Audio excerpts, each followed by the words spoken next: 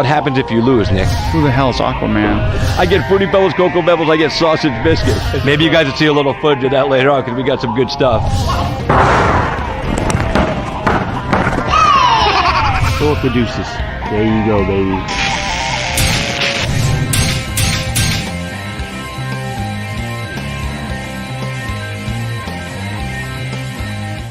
Hey, good afternoon, boys and girls, and welcome. It's KHI with Christopher James, live right here on Facebook and on YouTube. We are live, so we're here to have a good time with you this afternoon. And just want to remind you, tomorrow, Fight Bananas goes live at 1 o'clock, the Fight Bananas show. Dave Van Auken, Maddie Levine, and Elle Dawson will be joining us, and they will be discussing Dave's wild week in Las Vegas. He was out there at the Canelo Alvarez fight, and they also covered UFC Noche UFC 306. So that's going to be a fun show tomorrow. So make sure you tune into that. As you can see on the screen down below on the crawl, it tells you when all our boxing or MMA shows are on. So make sure you follow us. Click the like button, smash the subscribe button. Let's fucking go. You know what I'm saying? Let's go. I just got to share this out to some groups real quick, so stand by, guys, while I do this. Hope everybody had a good weekend. I did. Watched football yesterday all day. Did my thing all day yesterday. Watched fights all night on Saturday. It was a lot of fun, a lot of excitement. UFC news to me, all things MMA, cage fighter, 24/7, my life as an MMA fan, UFC fanatics, all combat sports. Just a couple more groups, guys. Stand by, and then we'll get this party popping.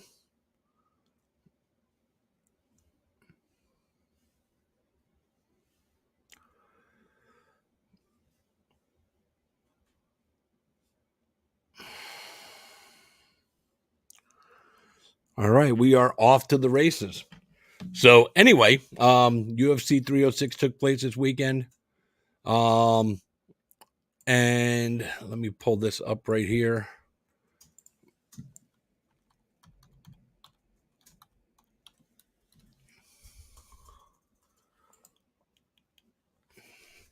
Stay tuned with us because at 5 o'clock, so in about 12 minutes, we're going to have Joshua Weems.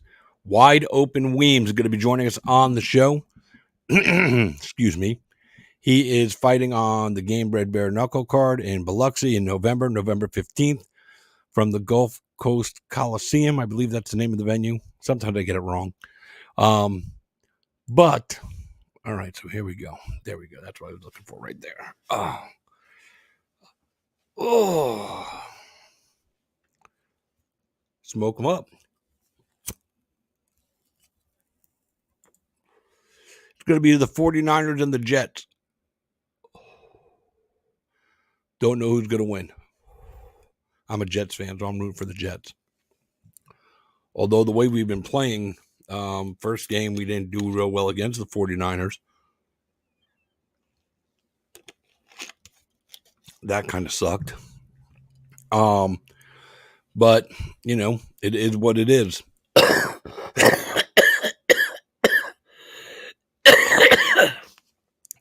That's that delayed reaction hit right there, kids. Sometimes it gets you after you do it. So, first of all, congratulations to Canelo Alvarez defending his belt against Berlanga. I took Berlanga to beat Canelo. I just had something in my gut tell me. Come to find out, I got a bruise down there. It's, a bellyache. It wasn't my gut instinct. It was a pain in my gut. Made me make a bad decision. Luckily, I didn't put any money on it. That would have sucked.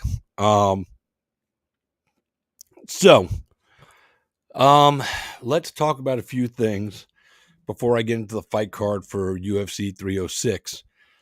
First of all, I was one of the skeptics. I was one of the people that wasn't sure that the UFC was going to be able to pull this off in such a non-sports related venue. That venue was built for concerts and movies and things of that nature. So I was a little hesitant to jump on board saying this is going to be the greatest show ever on earth. Tuned into the event, first few fights, first 4 fights, I believe. Wasn't really a lot graphically going on in the venue. The scenes that we saw were just, whatever. Nothing. But then I believe when Irene Aldana and Norma Dumont fought, they started to ramp up the graphics. They moved the wall. You saw them spread. And they started to ramp up the visuals for us to see at home and, of course, in the venue.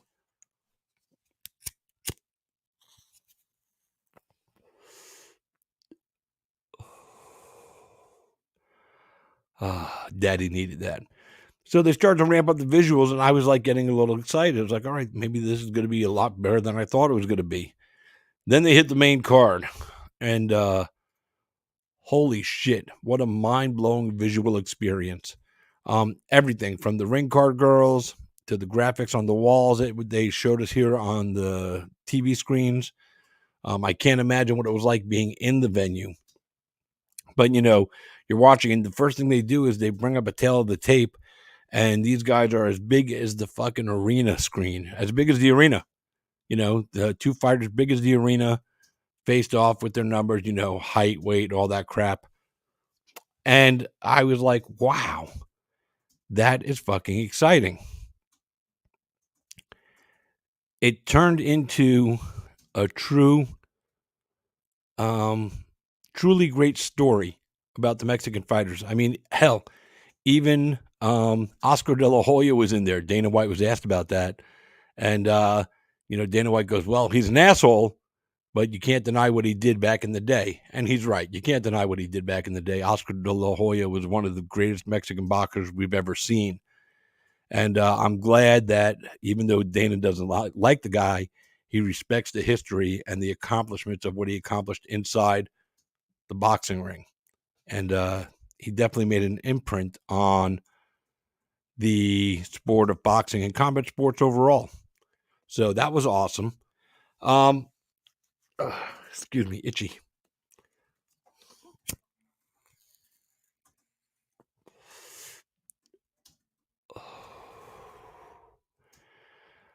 Yeah, the Sphere was the perfect love letter to Mexico. Dana White called it his personal love letter to the Mexican warriors. I don't know if I'd call it a love letter. I would definitely call it a great tribute to the fighting spirit of the Mexican fighter. It was truly awesome. Great to watch.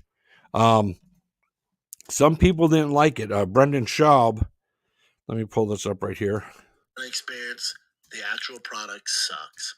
I'd rather watch great fights at the Apex. So I want you to listen. My issue is the product that I paid to watch was not great because it wasn't a pay-per-view worthy card.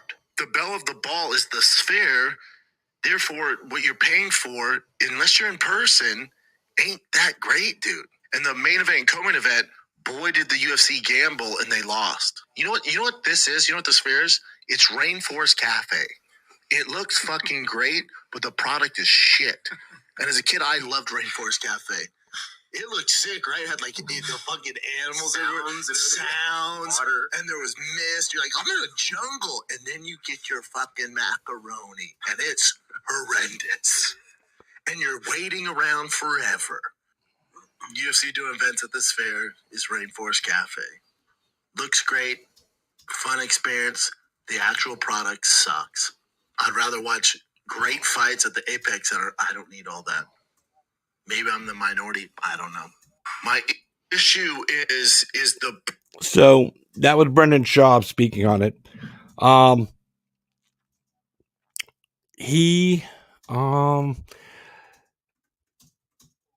Rainforest Cafe reference was truly funny. I can't even lie about that. But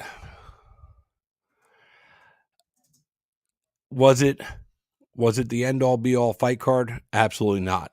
I mean, I think there was 8 Mexican fighters on the card out of the 10 fights, and the Mexican fighters went 2-6. So they didn't show up real well for their own party. I guess that's the best way to say it. But where I disagree with him is that, and that's the thing, fight cards are going to stink sometimes, they're just going to happen like that. Some people are calling, oh, tired of women's co-main events and all that shit. Listen, Valentina and Grasso was an awesome fight. Valentina did what she was supposed to do, win the belt back in any means possible. And she decided to implement a ground heavy attack. This is mixed martial arts. The key word being mixed. This doesn't matter if it's men or women. Mixed martial arts. It means it's going to encompass boxing, grappling, wrestling, jiu-jitsu, Muay Thai, kickboxing, judo. It's going to, be comprised of all those different elements. So if you're one of the people that, wants to see nothing but stand-up fights, go watch Muay Thai. Go watch boxing all the time. This is mixed martial arts. It says it in the name. I personally am a fan of great ground games. And I agree with Joe Rogan here when Joe Rogan always says he hates when fighters get stood up. The referee's job is not to stand up these fighters and to make the fight more exciting for the fan base or the promoter. The referee's job is to make sure that the fighters get from point A of the fight to point B of the fight as safely as possible, with the rules being followed. That's their job. Herb Dean kept yelling at these guys, work, work, work, work, work, work, work, work, work, work, work, work. Shut up, Herb Dean. I will say Herb Dean did one thing right. He got Tim Welch to shut his fucking mouth. Tim Welch, the most unprofessional coach I've seen in a corner, trying to scream at Aljamain Sterling when he fought Sean O'Malley, and then starting the same bullshit up with Merab Dvalishvili. Your job as a coach is to corner your fighter and not worry about the other fighter.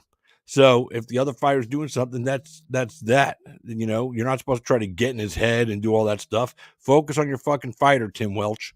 Maybe if you had focused on your fighter, maybe he could have won. No, he couldn't have won because he couldn't handle what Merab brought to him on the ground.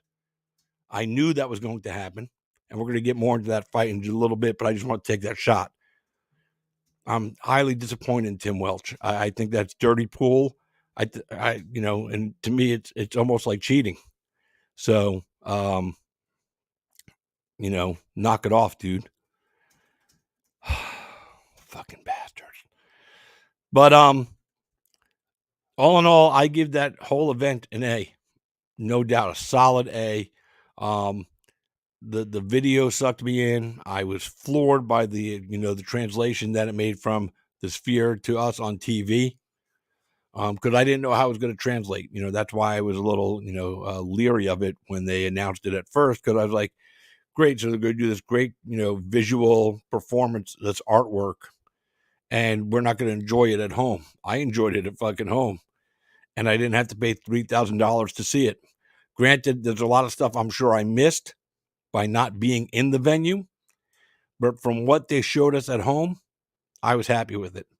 And then the other thing, if anybody knows on this, anybody that's watching, if you know about this, they announced that there was going to be 5 Easter eggs, little things in each video before each main card fight, that if you caught all 5 of the Easter eggs, and they all had something to do with the clock, if you caught all 5 Easter eggs, you were going to be the possible recipient of $25,000. And I don't know if anybody won.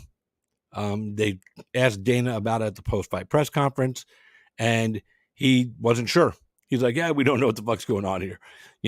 Somebody said that John Morgan from MMA Junkie actually nailed all the Easter eggs. I don't know if he did or if he didn't, but I would like to know, So if anybody knows, let me know. So, because I want to know if somebody nailed all the Easter eggs. Maybe this guy knows, that guy that I'm bringing on right now. We're going to go over some of the card with him before we talk about what he's got coming up on his calendar. I met this guy first at a Toe the Line event that I was ring announcing for Bare Knuckle Fighting Championship. And he was a cool fucking cat. I really liked him from the day I met him. He was on the first Game Bred Bare Knuckle show. He's also fought inside the octagon of the UFC. He's coming back to Game Bred Bare Knuckle to take on Jason the Kid Knight, November 15th in Biloxi, Mississippi.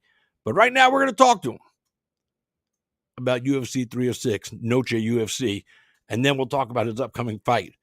Ladies and gentlemen, please welcome the man himself, Joshua Wide Open Weems. Let's go. Let's go. I hope I get to do that November 15th. What's that? I said, I hope I get to do that November 15th. Man, heck yeah, that'd be awesome. But it'll probably be Lupe Contreras, and like I told you earlier today, I'm cool with that. Lupe's a fucking phenomenal announcer, and George loves him, and I can't blame him because he's good at what he does. Oh, and yeah. he speaks Both of you are. Spanish. He speaks Spanish, so that gives him the nod over me. If fucking, I gotta learn Spanish. Don't we all, man? I got to get me some Rosetta Stone going right here, and fucking, or use some app. No doubt, no doubt. Oh, man. So Josh Weems, guys, like I said, he's going to be fighting November 15th. And then the day after, November 16th, is the induction ceremony for the Florida Mixed Martial Arts Hall of Fame. Myself and Dean Toole were both inducted. So we're both going to receive rings from the Hall of Fame, which is awesome, and little trophies, I think, and all that stuff. But it's just cool to be recognized by our peers. I don't think Dean will make it to the show. If I'm in Mississippi, I don't think I'll make it to the award show. So who knows? But either way, I'll get my ring. The guy's based here in Tampa. I'll chase him down. I'll be like, give me my fucking ring, dude. Already, no, congrats, man. I didn't know anything about that. That's awesome, bro. Yeah, it's fucking pretty cool, I won Ring Announcer of the Year a couple of times, but this is more of a recognition of my career and my dedication to mixed martial arts in the state of Florida. So I'm proud of that.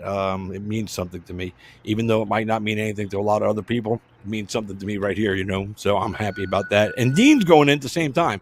That's fucking awesome. Hell yeah, no, that is awesome. Congrats to both of you guys, man. Thanks, brother. I like the position you're sitting in there, right? It looks like you're doing a photo shoot. Man, look, I'm at the gym, man. Came in to do a little solo work with my brother, kind of get warmed up because I got off a little early today before tonight's classes. So just wanted to kind of get in here and get the body in motion before tonight. Tonight's one of our, everybody likes to show up on Monday and get it in. So, Yep. All right. So before we get into the fight card of UFC 306, give me your take on UFC 306 from your point of view, because I just talked about it before you came on, and I felt it was an A. I felt that visually we got to enjoy a lot of it on TV. Obviously not as much as they did in-house in that arena. I can't imagine what it was like to be in there. But all the video and the ring card girls, and they really made it a spectacle. I played a video of Brendan Schaub. He was kind of crapping on it, calling it the Rainforest Cafe, He's like, oh, the graphics were beautiful, and then the food came and the food sucked. He said the card sucked. I don't. That's savage. That savage is just used to watching bare knuckle or something. I don't know.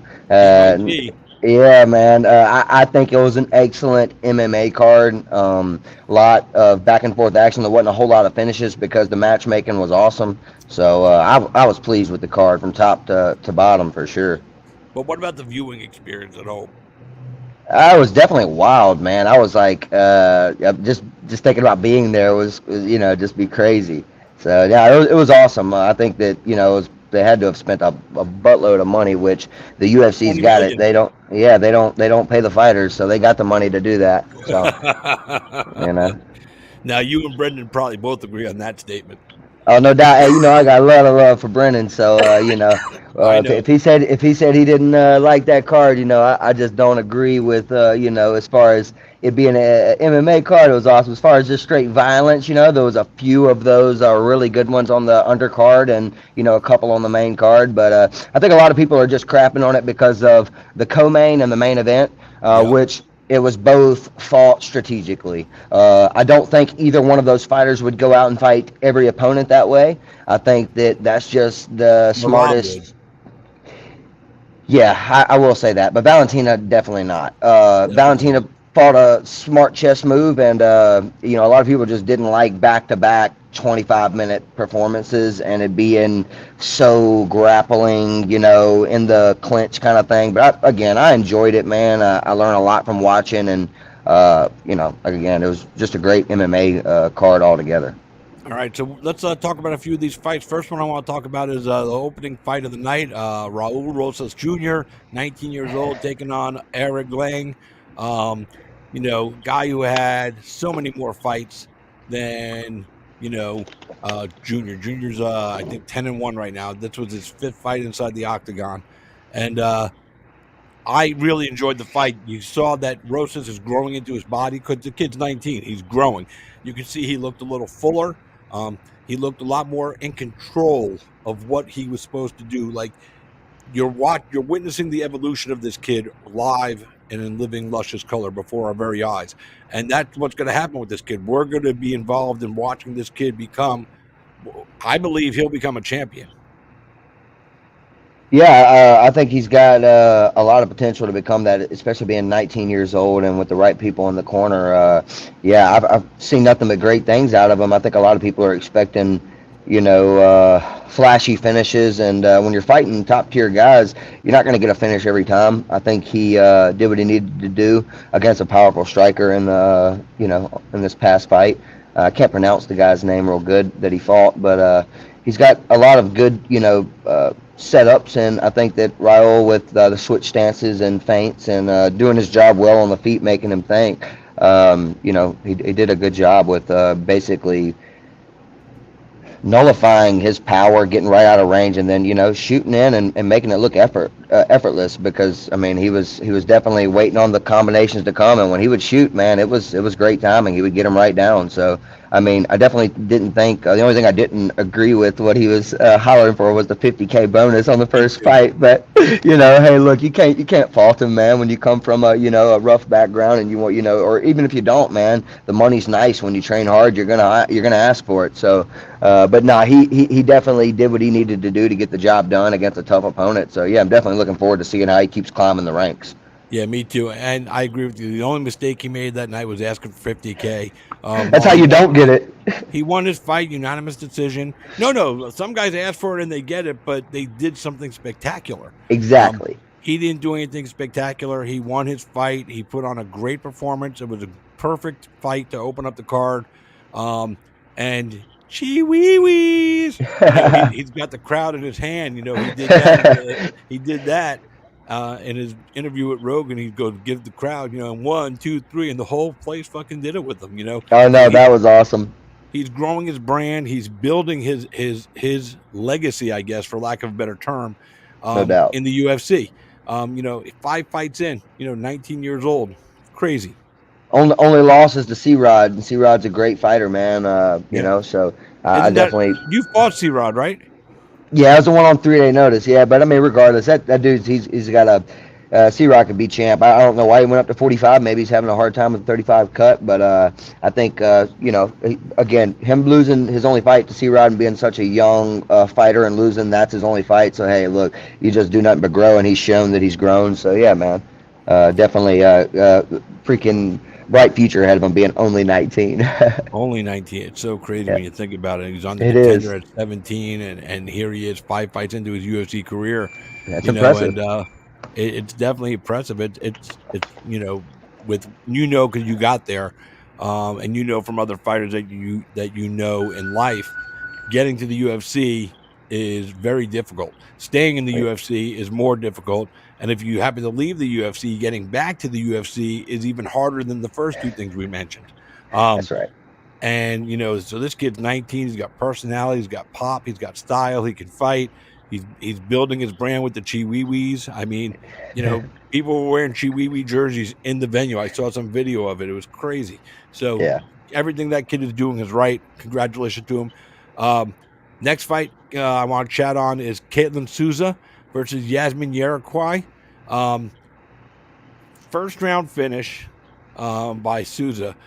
She subbed her with the rear naked choke, but that wasn't even the beautiful part of it. And she got a $50K bonus, but she dropped that girl, banged her to the fucking ground. And I love nothing better than a woman that can fucking crack like that. Bro, one punch knockout powers what it looked like she had. Yeah. That got me excited. That fight really amped my level up while I was watching. I was like, holy shit, I love this stuff. What'd you think of that fight? Man, I thought it was awesome. It actually, it showed a lot of the people who don't think women can carry that kind of power, man. It's all about training. They say it don't take but a couple pounds of pressure to knock you out, in the right spot. I don't care if you're a man or a woman, if you know how to rotate that punch good enough and it catches you clean, it can be good night, Yep. And she did. She caught her clean. She probably could have just went in there and ground and pounded her way to the victory, but she jumped her back, took the submission, got the rear naked choke, and she was cat-like in doing it too. She was so fast. She just it's instinct, and you're a fighter, so boom, guy's down, boom, I'm on his back like fucking white on rice, and that's exactly what she did. She performed on a big stage on a pay, even though she wasn't technically on the pay-per-view portion of the card. It's still the same card. The same people are still watching. So, no doubt. And she really shined. I was very happy for her. And it's crazy too because she got outstruck in that fight, 35-21. Wow, really? I guess I didn't see the stats. Yeah, that's wild. Yeah, I've got it in front of me. I'm going using Fight Metric today as my my platform to catch all the recap all this card. I like it. Next fight, Ignacio Bahamondes and Manuel Torres. Oh, that was a banger. Yeah. Another Performance of the Night winner, Ignacio Bahamondes. I have special love for him. He's an Island Fights veteran. So I've got to announce his name before. So, we always root for our Island Fight guys that, take it to the next level. And he definitely did that. He looked good. Yeah, I'm trying to. That one went the distance, didn't it? No, that was a finish. Okay, I'm mistaken that. I'm thinking of. We're going to talk about Fight of the Night because that's what you're talking about. Okay. But I'm bad with the names. It's okay. This was the fourth fight of the night, so we're still on the prelims. It was one round, about 4 minutes in. He dropped him. Ignacio dropped Torres early. Went down, ground and pounded him a little bit. They got up, they started to fight again, and then a little more time went by, and then Ignacio just caught him and fucking finished him. Fucking boom. Okay, yeah. Nice. It was right after the Sousa and Yasmin fight, the girls we just talked about. Yeah, I may have missed that one, man. For whatever reason, I'm having a brain fart. I remember those names, but man, that was a long card. They had a lot of stuff going in between it. I had some company over, so I may have missed that one. But if I did, so I think I was mistaken that one for maybe the Fight of the Night. That freaking war. We'll get to that. That was a war. Sweet. Then we had Norma Dumont and Irene Aldana. Irene Aldana got the sickest forehead fucking gas on her fucking dome. Holy crap. I don't know how they let that go. That girl, she just comes forward with her head and she's like, what's up? Like, you know what I mean? And she just takes it and she just can wear it. I don't know. Not literally because that looked terrible. That was one of the worst ones. That was nasty. I got to pull up a picture of this girl's cut. Yeah, it's like light heavyweight guy, Robot or whatever they call him. I forget Gregory Rodriguez. I remember. Dome. But split. This one beats that. I mean, this one beats that. Absolutely. Let me pull it up here. Gross. I have her on my Facebook page. I posted the picture of Brian T. City. We're going to talk about that fight too. He looks pretty bad too. Yeah, that one hurt my soul. I like Diego Lopez a lot though, so I was like one of those like, oh man, how's this one's gonna go? But you never want to see, a vet and somebody you got a lot of respect and love for to freaking take a, man, that dude could take a beating, man. Holy crap. Yeah, he took a fucking ass whooping. All right, here it is. Learn more. See photo.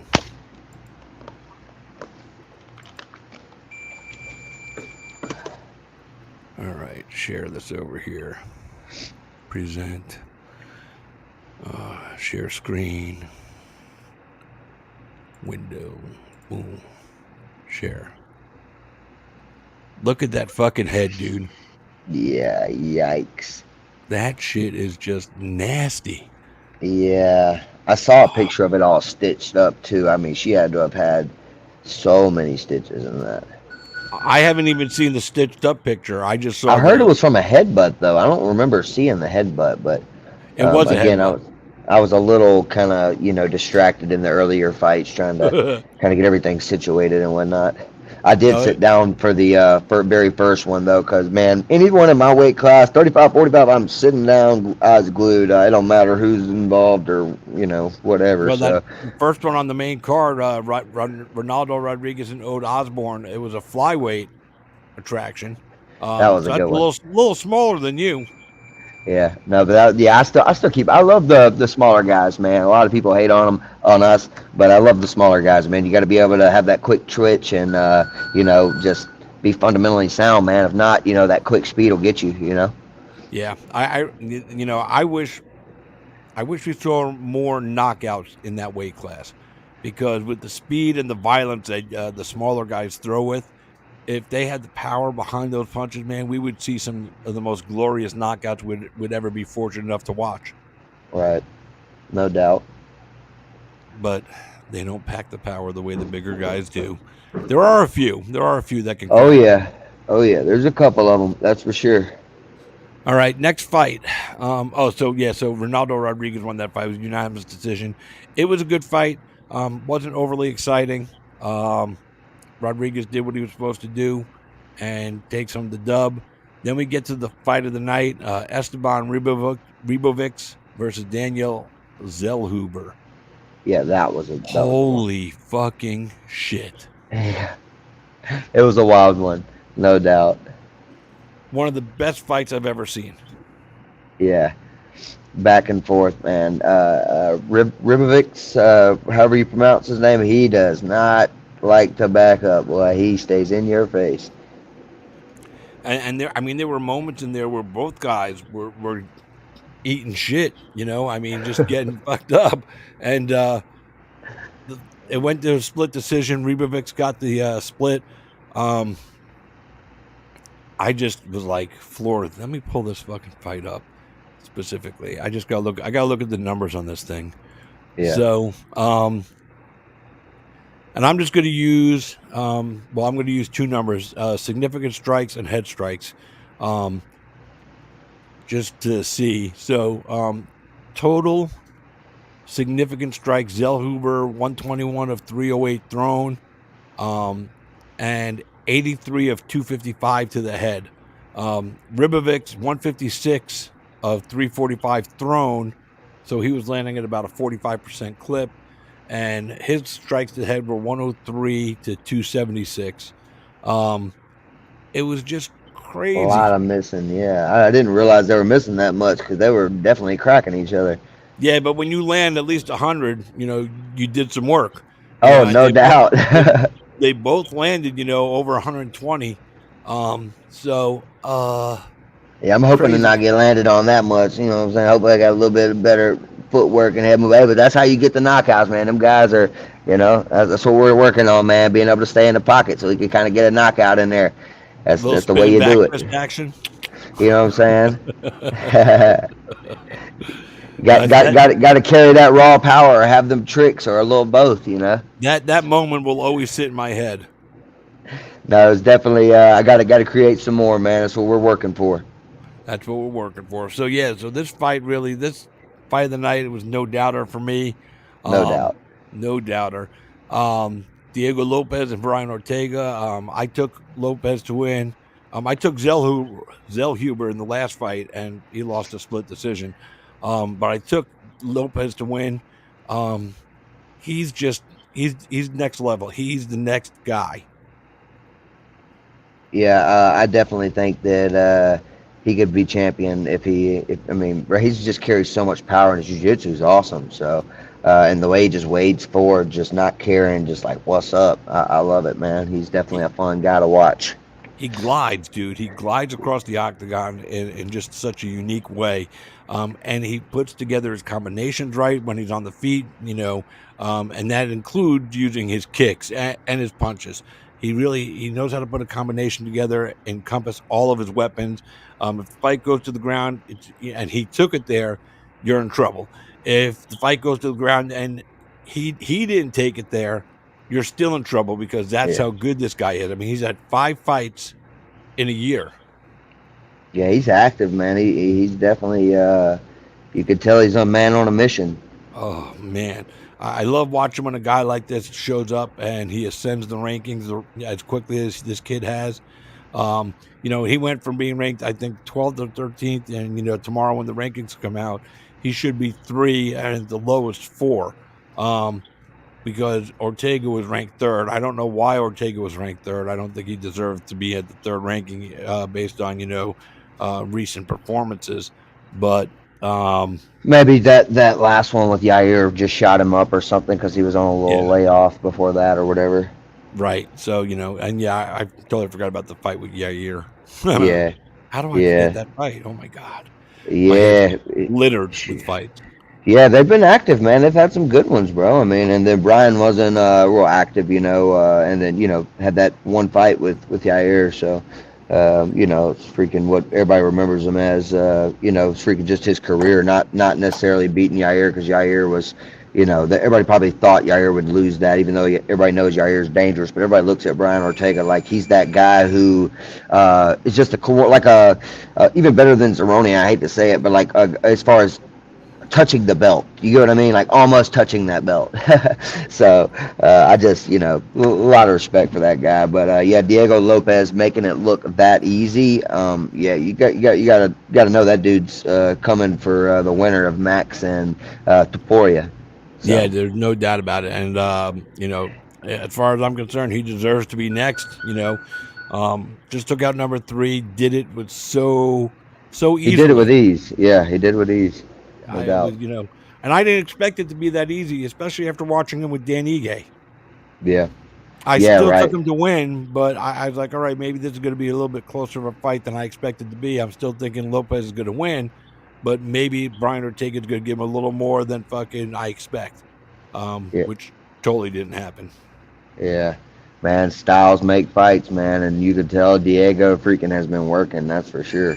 No doubt about it.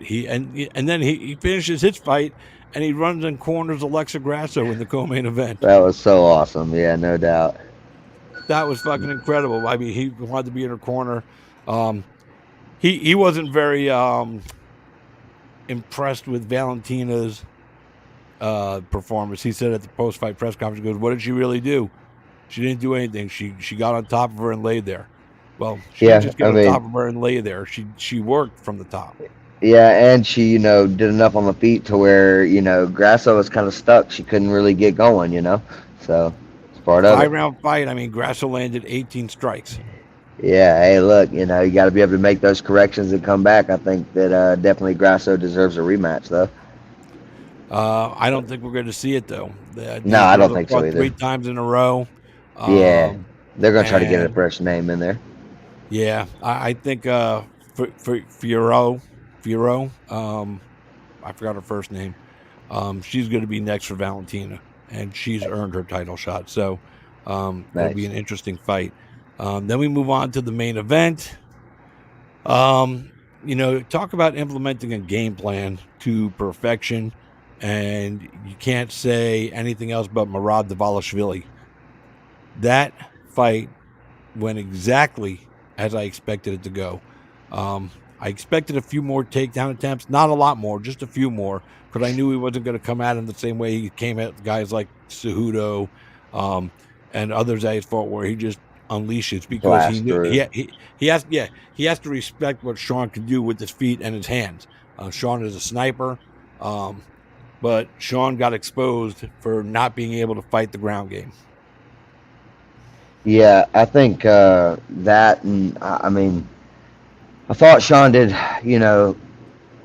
like okay with managing distance. Like when he did, it was like Sean didn't do what got him to where he was at though. The feints, he didn't do near about as many feints, and I mean feints as he normally does. And I'm not the champion, you know what I mean? Like I don't know. But I just, in my opinion, with the wrestler, you want to keep him thinking, you want to keep him guessing, and he didn't throw feints except for here and there. I mean, one of his best weapons is throwing that kick up the middle, and he didn't do that a lot until the end and hurt him.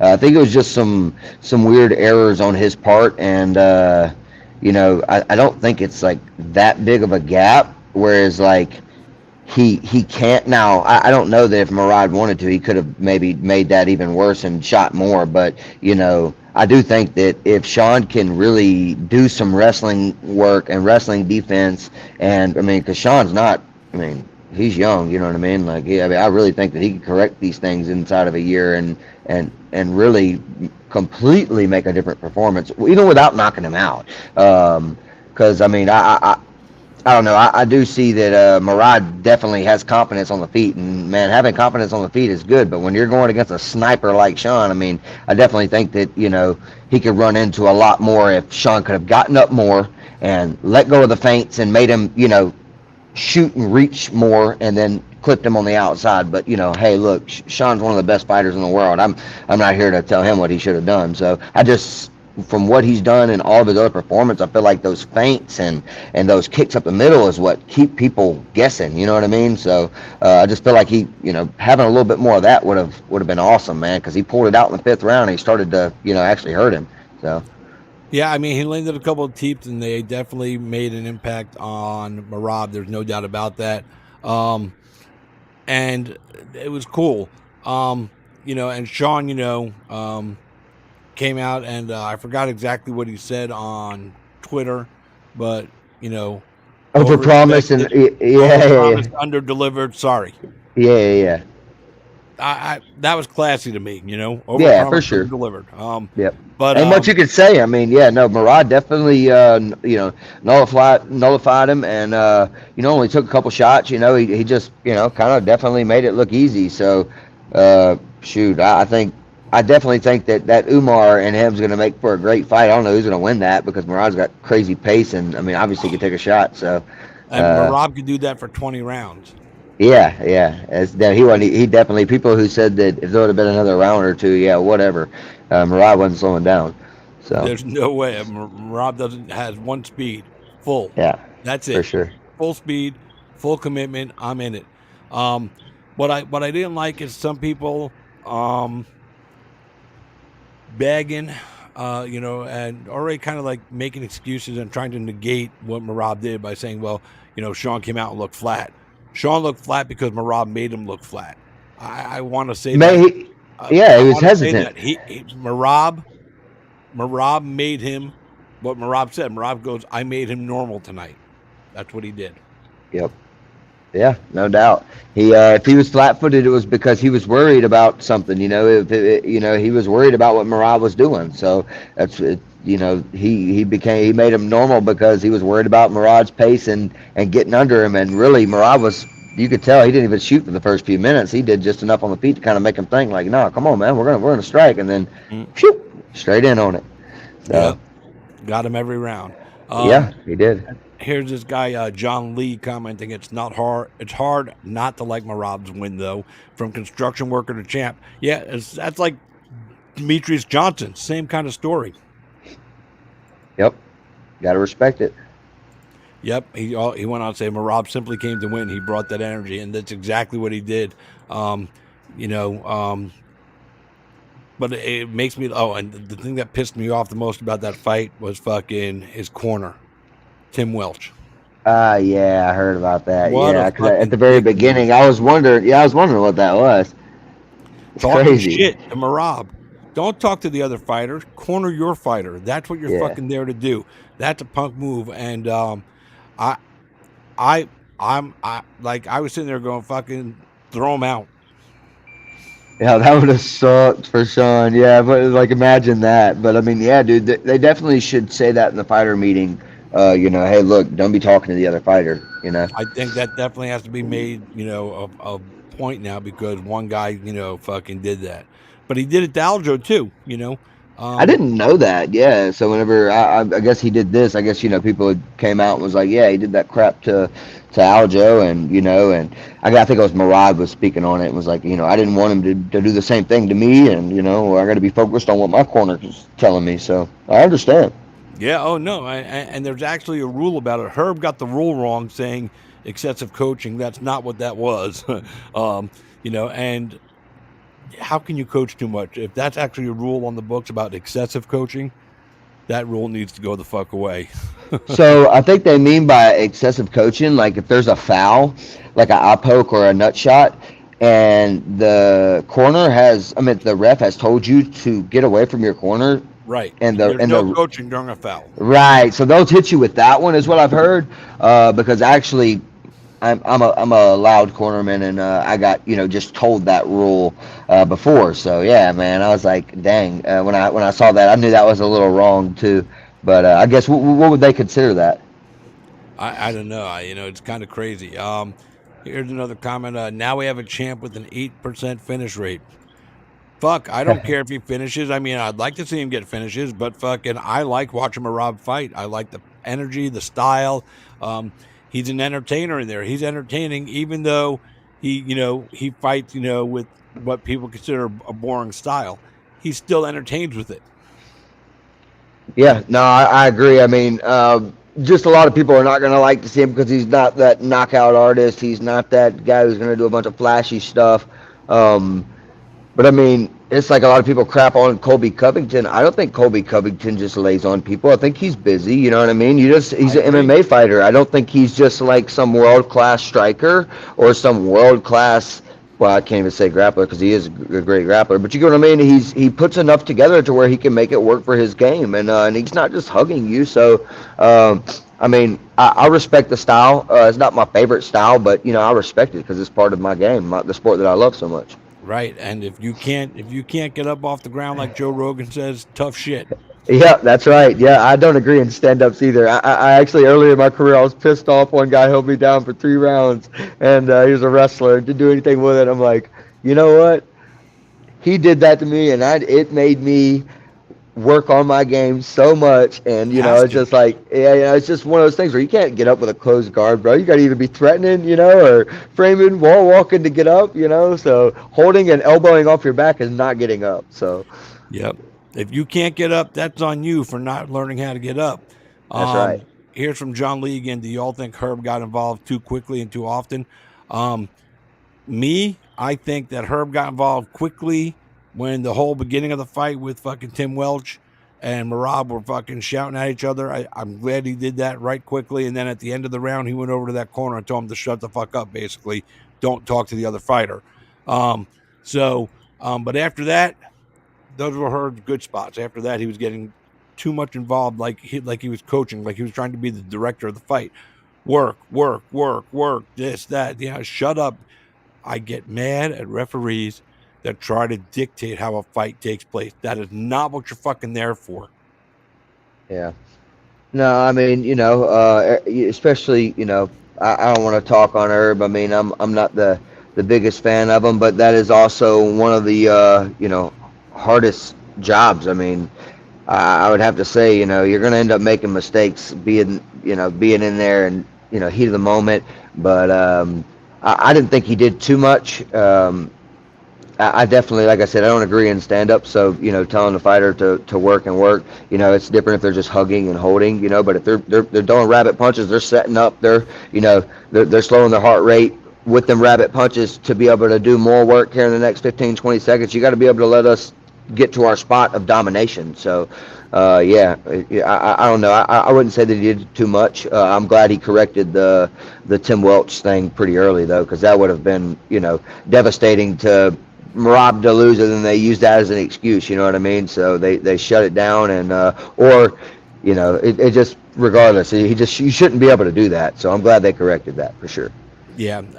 I disagree with you. He got involved too much. Once he said work, when Marab was on top on the ground, Marab is a busy guy on top. He may not be submitting you, but he's always working. He's advancing position. He's dropping in little punches and, elbows when he finds the right spot. But it's not up to a referee to dictate how I fight. Except I do agree with that. Except if I'm committing fouls. Then the referee has the right to step in and correct my fucking behavior because I'm fucking up. But if I'm a grappling heavy fighter and I got to work on the ground, I got to establish my position first. That's the first thing I got to do. I got to establish and maintain and control my position before I move to offense. Now, I'm not a fighter, but that's how I would fight. And I'm guessing that you tell me if I'm wrong in what I just said. You're going to lose your position if you don't. So you're right. Yeah, you got to be able to control your position before you can get off your damage. Because if not, the guy you're fighting is good enough to be able to nullify your work, so to get back to a safe spot. Right. Some guys are. Right.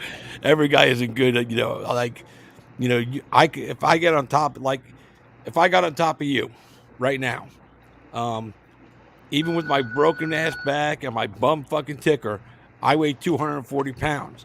And I came from an athletic background, so I could probably hold you down for a minute before you could probably get up. Your technique will actually fucking move me, but I'm 240 pounds, so I'm a big boy to you, weight-wise, because you're not, you don't fight guys my size, my weight.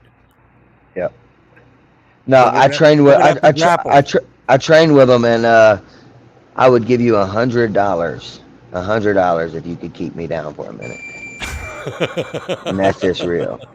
I got a lot of athletic 240-pound black belts. They definitely can keep me down, but I'm giving them hell. I got that's what I'm wide open, baby. I'm full of energy, so I'm gonna get into a ball while you're on top, and I'm gonna be hell. I'm gonna roll. But no, I definitely understand what you mean, though, most definitely. So, and Herb was even telling them both to work in the 5th round, and when they were standing and they were circling around, trying to figure out when to dart in and try to make a kick attempt or a punch attempt or a takedown attempt. I'm not a fan of that. I guess I didn't notice those moments. I guess I'm a little, I guess, not as whenever we have our company over, a lot of times I'm not even volume up, kind of super loud kind of thing. I'm watching them, but I'm not listening to all the commentating. So a lot of times I'm not hearing maybe what Herb might say or whatever. So, but yeah, no, I definitely, I'm a big person on man, we have 15 minutes or 25 minutes to fight. Man, we got to make our reads. Obviously, if you're two fighters that are scared to engage, that's what the ref's for. You know what I mean? Right, for timidity. But there was no timidity in this fucking fight. No, none. Not that I saw. I definitely. They were both making their reads, feinting, and that's when they weren't throwing. And so I mean, to me, that's a straight up fight. You don't need to say anything. So. That's exactly. All right, I'm going to give you one more question from the crowd, and then we're going to jump into your fight. Thanks for chatting UFC with me, by the way. That was fucking awesome. Heck yeah. We're talking knockouts. He wants to know, he says, Christian Joshua, who do you think wins between Topuria and never been KO'd before, Max Holloway? I'm going with Max Blessed fucking Holloway. Don't even got to hesitate. I was just supposed to say, I can't bet against Max. I mean, the way his footwork, never being knocked out, which I know Volkanovski had never been knocked out either, but just he had, I'm sorry, against Islam. But his footwork, his just long ranginess, I really think that he's gonna. I mean, plus he's just got such good defense. I think Mac's gonna do enough to where he stay busy. I don't think that. I don't know who's gonna win that fight. So I mean, if I had to put my money on it, I would never put money on it because I just don't know. I don't know who's gonna win. But do I think he's gonna knock Max out? I do not think that. And so the chances of him beating Max, not knocking him out, is very slim. Now, will he hurt Max, rock Max, and land enough damage to win the judges? That's what we don't know. So I think that it's going to be a straight up kickboxing match, though. I think it's going to be a fun fight, and it's going to be a lot of fun for those of us that are Max Holloway fans. I think Max takes so much pride in putting on and being, people talking about him as the best boxer in the UFC, and that means something to him. And here comes Taporia, wanting to, say that I'm the best boxer in the UFC and I'm going to fucking knock out Max Holloway, who's never been knocked out. I think Max, as professionally is, it's crazy because he's still so young. He's been in the UFC fucking forever. He's so young. And he's been to the top of the mountain. But I think Max wants this fight more than any of the last 4 or 5 fights in his recent history, including, losses to Volkanovski, and, he wanted those fights, he wanted them back. Even the BMF fight to Justin Gaethje, which I know he wanted to win. That was the first time I picked against Max Holloway. Against Justin Gaethje? Yep. Well, Justin Gaethje is definitely a power puncher, so I mean, I could see, but man, nah, bro. Like, that's like same for this one, man. I'm like, the more I think on it and look at it, and like you saying that, I'm like, man, you're right, man.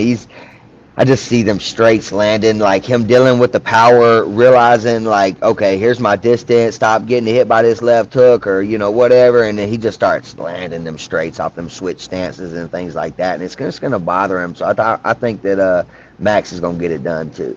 Yeah. And I think Max finishes him within 4 rounds. That would be sweet. I'm totally, I mean, dude.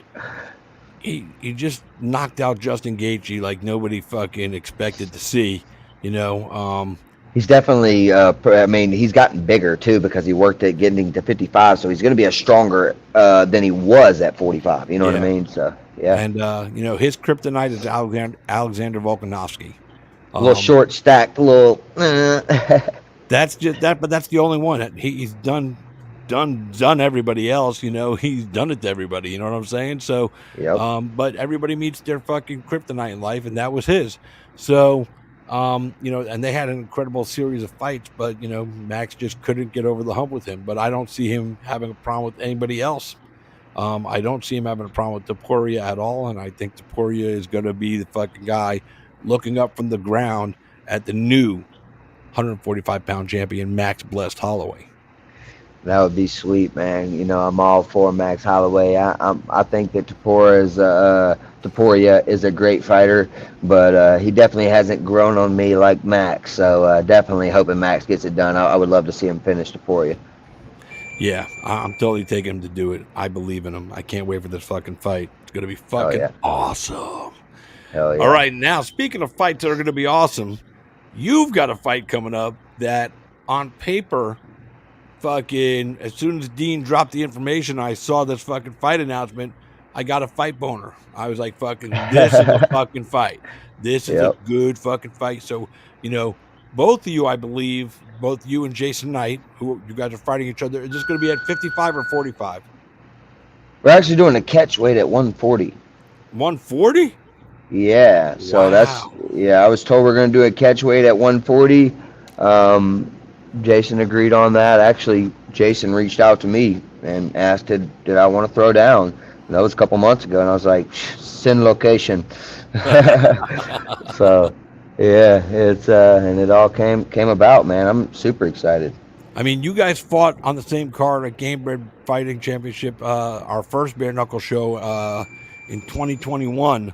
You guys were both on that card. I know because I was the announcer for that card.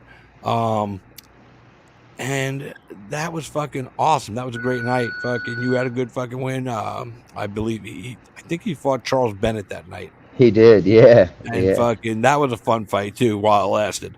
So, so you said that this booking came about. It didn't come from Dean. It came from Jason calling you out, basically. I wouldn't say calling me out, man. He actually messaged me like super humble and just was like, "Hey, man, would you like to throw down if Dean and them come back to Biloxi?" And this was, several months ago. And I was like, my exact text back was send location. And because I don't know him that well, and I'm not about to text you back and forth. But yes, that was me saying yes, I would love that.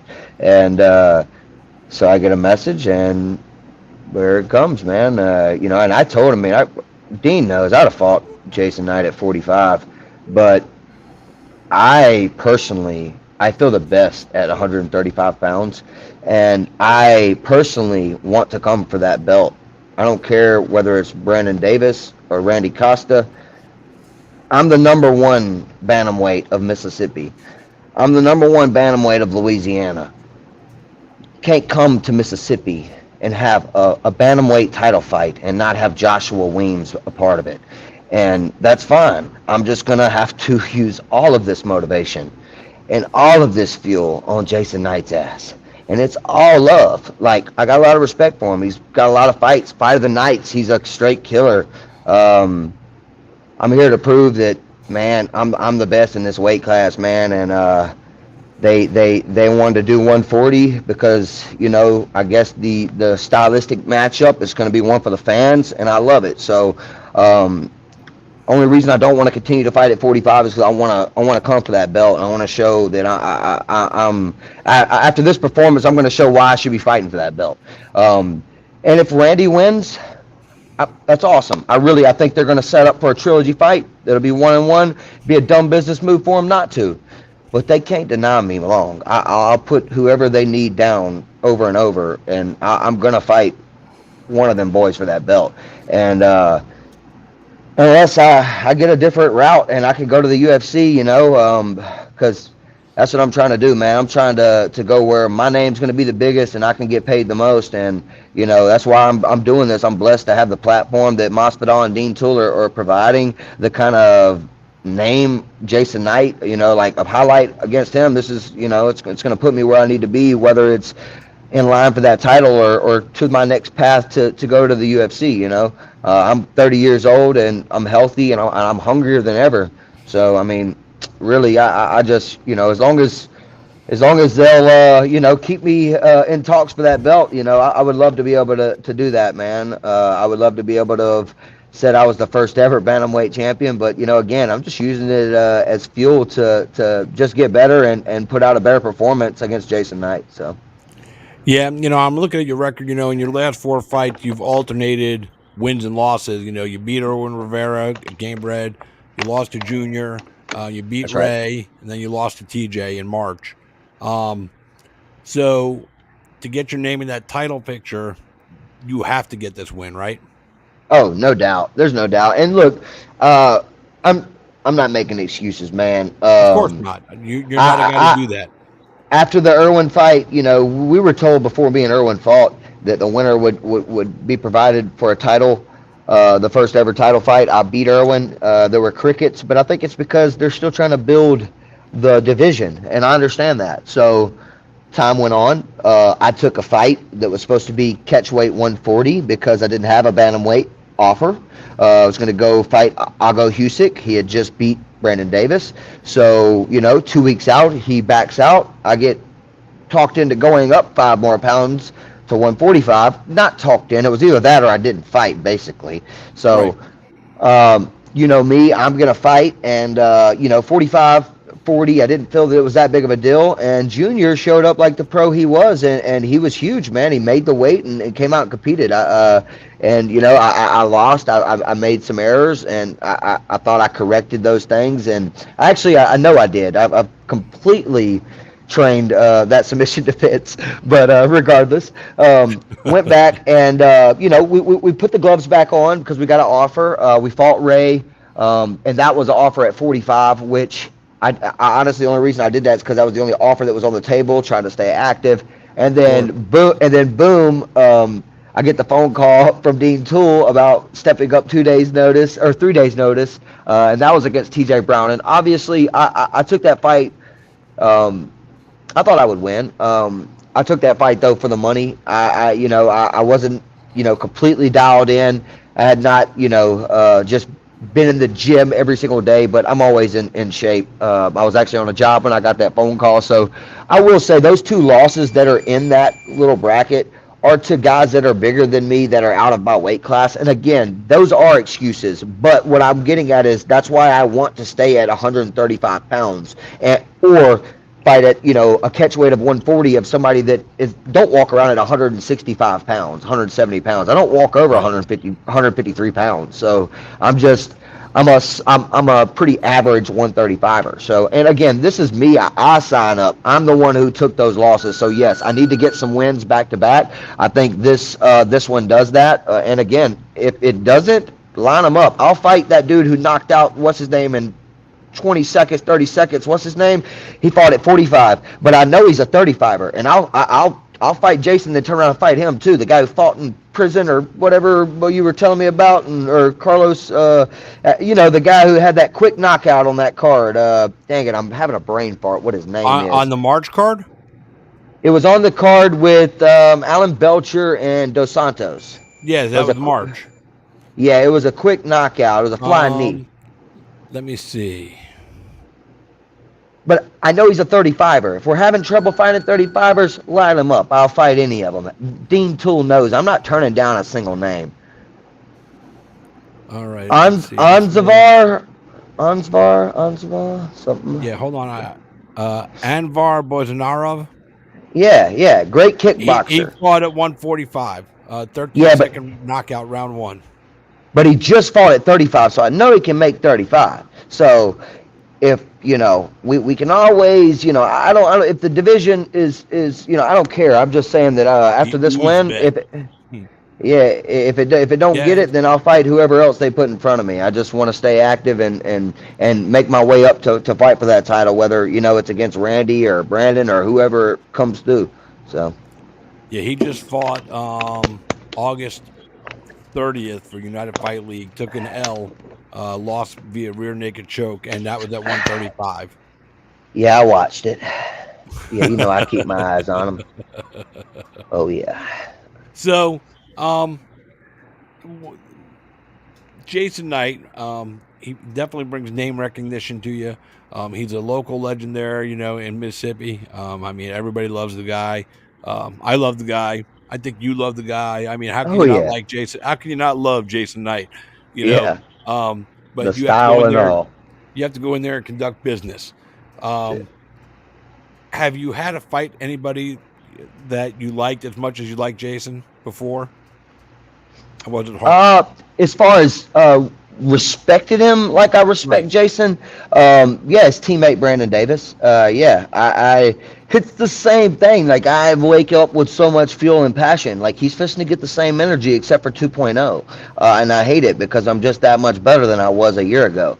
And I say this with confidence because I should be. I should be confident. I've been putting in the work. I feel great. I'm going with killers out there, Jackson Wink.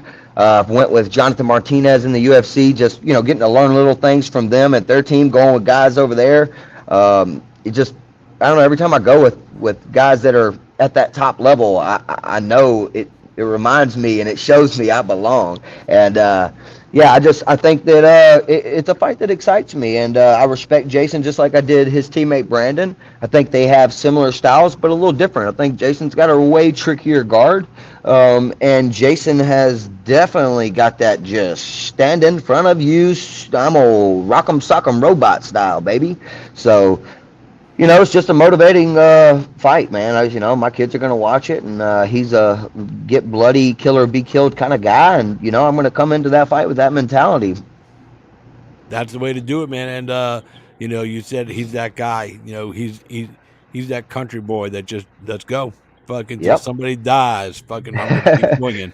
Yep, he's gonna go out on his shield if he don't take you out. That's for sure, man. Just like a Randy Costa and a Brandon Davis, I think I think that Gamebred's building a stacked bantamweight division, no doubt, man. And featherweight. I think they're doing good with adding straight killers. I don't know about these couple guys they just added to the card. I ain't real sure. We'll see about them, but we'll see. Yeah. So it's going to be a 3-round fight with you and Jason. Obviously, you're predicting a victory for yourself, of course. Is this fight going to go the distance, or are we going to see this fight fucking end? Oh yeah, no, I definitely. We are two styles that somebody's going to get finished, and I'm not going to hold back, man. I'm training with that intensity and that fuel. I got a point to prove, man. Like I told you from the get-go, I do believe, and I respect Randy, I respect Brandon. I think they're worthy opponents for that title. I think they're both coming off great. Like Randy's coming off a great performance. I mean, awesome performance. I'm not taking anything away from any of those guys. I just feel that I've proven myself, and at 35, I'm the one for that belt, and I'm the one that will be holding that belt if they give me the opportunity next. So I think if Brandon wins, it's a clear cut. Man, they come back to Biloxi next month, and we fight. I mean, literally the next month. I don't care. I'm like, whenever his cuts heal, we turn around and we do it right in his backyard, and we go 5 rounds for that strap. And I don't think that one goes 5 rounds either, even though the first one did. I know without gloves, I'm taking that neck. Yeah, that's just a fact. But anyway, I just know that I got respect for all 3 of the guys, man, and that's why I'm not overlooking Jason, but I know that I will fight all 3 of them eventually if Masvidal and Dean Tool will keep me in here. So I'm down for it, man. I think all 3 are great fights for the fans. Like, this one is like a barn burner. Mississippi versus Mississippi. I think that this is just one where they were smart with the matchup, man. I mean, they're like, yeah, fuck that, screw that title for Weems. Let's just put him against this guy. It's gonna sell more tickets, and it will. Like, it will. It's gonna sell a lot of tickets. It's gonna feel like that's my backyard. I know that. I got that kind of support behind me, and even if I don't have a single person there, like I can tell you, man, I got a lot of fuel and motivation for this one, and my baby's watching on the TV is all the motivation I need. So, yeah, man, super excited. I'm excited for you, dude. Like I said, when they announced this fight, it definitely got me my attention, got me excited. I mean, this is a good card that they're putting together. It is. Like you said, Brandon and Randy for the title. Chase Makes Sherman sense. against fucking Greg Hardy. This is going to be a lot of fun, man. Stacking up some good old Mississippi boys to fucking go in there and scrap in Mississippi. That's it, man. That's it. Do what we do best, man. Can't ask for a better night. That's right. All right, brother. Well, I appreciate you. Oh, wait, hold on. Before we forget, I got a question here. What was your experience like on Dana White Contender Series back in 2021 versus Fernie Garcia? Talk about a crazy job interview. Man, it was awesome. I really, every time I watch the show, I get a little just more motivated, man. I was there. I see it. Little mistake, getting caught, just one of those things. It was awesome, though, man. I would love to go back. And, again, I just love what the sport's bringing me. But, yeah, the Contender Series is awesome. I think it's an awesome thing to, get these fighters' names out there. So I had a great time, man. Well, that's good, man. I'm glad you did. And,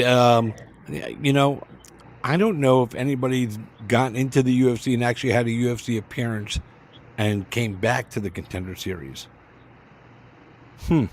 Not sure, Hey, honestly, if it hadn't happened, I do know that you keep winning fights, and if you could put them together and do some, like, create some highlights like I have before, I think you just being in shape and being ready for the right opportunity, you step in, you make a name for yourself on short notice, and that's how you get it, man.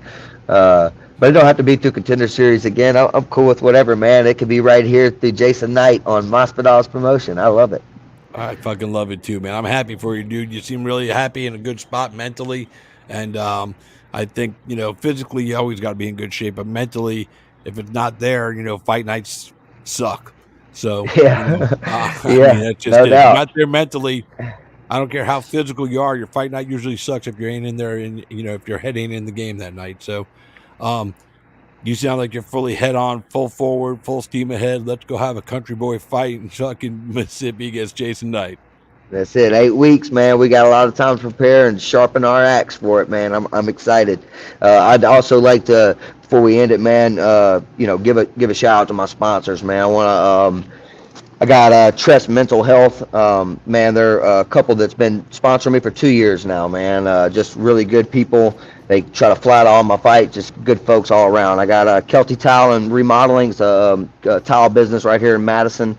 Of course, my home team, Killer Bees Jiu-Jitsu and Black Cells MMA. Affiliate schools, Primal MMA and Grapple BJJ. I got my dude Derek. He owns Total Body Performance. He's been working on me for a couple years now, keeping me right, making sure I'm healthy. And I got my it's like a father of mine, man. Joe Dickerson. He owns a tire business, and he's been sponsoring me for this year, and it's been really helping me out. And then obviously the place I'm at right now, Focus Fit here in Pearl, my hometown. They provide a free facility for me to get ready, stay ready. I got sauna, all that good stuff. And then last but not least, I'd like to thank Jackson Wink. They've made it to where I don't have to pay anything when I come. They're really putting some time into me when I come. It makes me feel like I'm where I need to be, and I'm just going to continue to go back. One of the coaches over there, Maurice Holt Jackson's really been taking me under his wing and cornering me against some of the highest level pros they have, and just makes me feel confident, makes me feel good, lets me know where I'm at. So I'm super grateful for him and the team of Jackson Wink. And yeah, man, that's it. Just grateful for all of them, man. You know how it is. This sport don't pay a whole lot unless you're fighting for Masvidal. So yeah, man, it just helps, man. It helps us to stay fueled and ready. This freaking costs a lot of money to stay in shape like I want to. So. Absolutely. And then, oh man, I didn't even have them on the list because they're so awesome. I got them on a shirt. Dabs Cannabis Dispensary. They're awesome, man. They're one of my biggest ones. Second year starting now. And Ink Lucid. Wow, man. They just jumped on board too. Basically a t-shirt company. They do banners, shorts, all that good stuff. So yeah, man, got two companies actually that are like homeboys that are going in together and supporting me. So it's awesome. Yep. That was so funny. Like the light bulb just went off in your head. Holy yeah! Shit, I look back at them like, oh yeah, I got the shirt on you, you jerk. So, but look, bro, I appreciate you having me, man. For real, let's do it again. Absolutely. And before you go, also give everybody your social media, so if they're not following you already, they know where to go look. Awesome. Yeah, it's wide open. I'm sorry, it's Joshua Weems MMA on Facebook, and then I wrote it down because I'm terrible. Sorry. And then it's Wide Open MMA on Instagram. So Wide Open MMA on Instagram, and then Joshua Weems Joshua Wide Open Weems on Facebook. Perfect. All right, brother. Well, you have a wonderful rest of your evening, man. I'm guessing yes, you're sir. Training now, so enjoy yourself. Have a good time. Great talking with you, man. I appreciate you taking the time and being on time. Yes, sir. Hey, I appreciate you, man. You have a great night. All right, man. We'll talk again too, man. Guys, that's Josh Wide Open Weems, man. Y'all show him the love. Appreciate y'all. Bye-bye. Appreciate you. Bye. Boys and girls, that was Josh Weems. Good dude. Great fighter. He'll be fighting, like we said, November 15th, Game Bred Bare Knuckle MMA in Biloxi, Mississippi. I don't know if it's going to stream on YouTube or on Kick. So as we get closer to the date, I'm sure I'll have that information to pass on. Don't forget to tune in tomorrow. Fight Banana Show, 1:00 p.m. Dave Van Auken has been out in Vegas for the last week, covering Canelo and Berlanga and UFC 306 Noche UFC. So I'm sure he's going to have some fun stories to tell. I'll be tuning in. Hope you guys do too. Thanks for spending time with me this afternoon. Thanks to Josh Weems for jumping in with us, talking UFC and his fight. Appreciate it. And we got to get out of here, kids. So, as I always like to say, thanks for being a part of my life today and allowing me to be a part of yours for just a little while. It means the world to me right here. And until next time, I am Christopher James. You've been Cateside on Fight Bananas. Good night, kids.